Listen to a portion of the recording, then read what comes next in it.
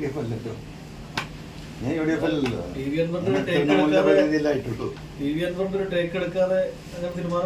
അതൊന്നും അറിയില്ല.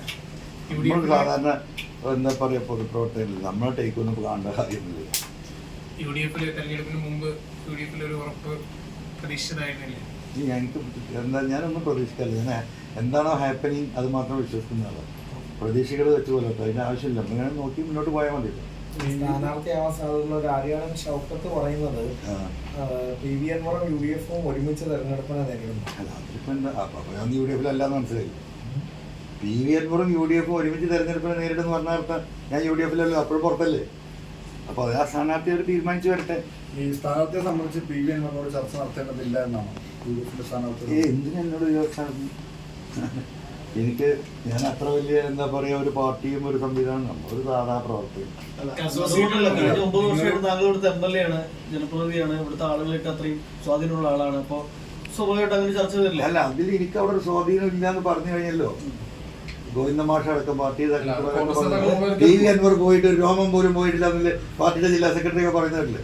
അങ്ങനത്തെ ഒരു കോമൺ ആളെടുത്ത് പിന്നെ വേറെ ചർച്ച നടത്തേണ്ട കാര്യം. അത് കോൺഗ്രസ് മുകളിലേക്ക് പറയുന്നത് CPM ആണല്ലോ, പുറത്തു പോയ CPM ആണല്ലോ. അതെനിക്കറിയില്ല, മുകളിലെടുത്തില്ല, അവർക്കെല്ലാം അറിയുള്ളൂ. ഈ VD സതീശൻ അടക്കമുള്ള നേതാക്കൾ പറഞ്ഞ PV അൻവറും UDF സഹകരിച്ച് അല്ലെങ്കിൽ ഒന്നിച്ചായിരിക്കും നിലമ്പൂരിൽ മത്സരിക്കുക എന്നാണ്. അതെ, സഹകരണം ഉണ്ടോ? പിന്നെ അദ്ദേഹം പറഞ്ഞിട്ടുണ്ടെങ്കിൽ തെറ്റൊന്നുമില്ലല്ലോ. നമ്മൾ പിണറായിസത്തിനെതിരെ കൈ ഉയർത്തുന്ന ആരുടെ കൂടെ നിൽക്കും? നിലമ്പൂരിൽ എന്തിനാണ് ഞാൻ രാജിവെച്ചത്? അതിലൊരു കാരണം, ഇവിടെ വരാനിരിക്കുന്ന 3ാം ഗവൺമെൻറ്റും പിണറായി ഗവൺമെൻറ്റാണ് എന്നൊരു കള്ള നരേഷൻ ഇവിടെ പ്രചരിപ്പിച്ചുകൊണ്ടിരിക്കുന്നത്. വലിയ രീതിയിലുള്ള കള്ളത്തിനും പ്രചരിപ്പിച്ചത് അതല്ല വസ്തുത. ഈ രാജ്യത്തെ ജനങ്ങൾ പിണറായിക്കെതിരാണ്, ആ കുടുംബാധിപത്യത്തിനെതിരാണ്, ആ മരുമോനസത്തിനെതിരാണ്, ആ ഏകാധിപത്യത്തിനെതിരാണ്, അവർ നടത്തിക്കൊണ്ടിരിക്കുന്ന അഴിമതിക്കെതിരാണ് എന്ന് കേരളത്തിലെ 3.5 കോടി ജനങ്ങളെ സത്യസന്ധമായി ബോധ്യപ്പെടുത്തേണ്ട തെരഞ്ഞെടുപ്പാണിത്. അതുകൂടി ആയിട്ടാണ് ഞാൻ രാജിവെച്ചിട്ടുള്ളത്. അല്ല, ഞാൻ പിന്തുണയില്ലല്ലോ. നമ്മൾ പിണറായിസത്തെ തോൽപ്പിക്കാൻ പറ്റുന്ന ഒരു സ്ഥാനാർത്ഥി അവിടെ ആവണം. ചെകുത്താനാണെന്നുണ്ടെങ്കിൽ ഈ എന്താ പറയാ, നല്ല ചെകുത്താനാണ്. ചെകുത്തന്മാരുടെ കൂട്ടത്തിൽ ഞങ്ങളെ ഇസ്ലാമിക വിശ്വാസ പ്രകാരം നല്ല ചെകുത്താനുണ്ട്, ജിന്നുകൾ എന്ന് പറയുന്നത്. ചെകുത്താന്ന് പറഞ്ഞാൽ മനസ്സിലാവും.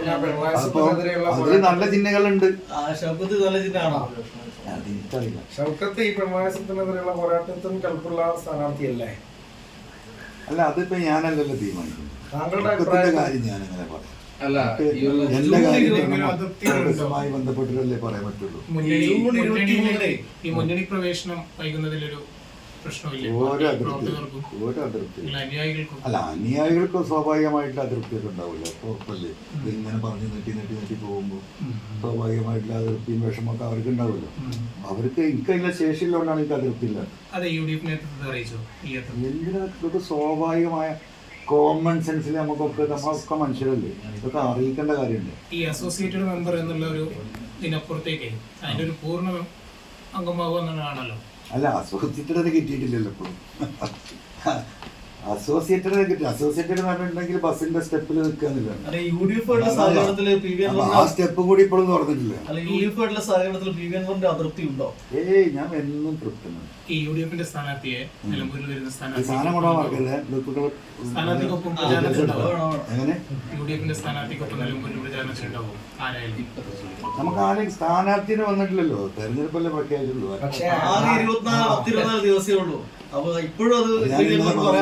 ഞാൻ ഇന്നലെ എന്താ പറഞ്ഞു, സമയം കുറഞ്ഞു പോയില്ലെന്ന് എറണാകുളത്തുള്ള സുഹൃത്തുക്കൾ പത്രക്കാർ ചോദിച്ചു.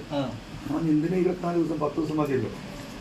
അപ്പൊ സമയമൊന്നും കുറഞ്ഞിട്ടില്ല, 10 ദിവസം ഞാൻ അധികമാണ്. നമുക്ക് സമയമുണ്ട്, നമുക്ക് ആലോചിച്ച് തീരുമാനിക്കാം. ഒരു വ്യക്തത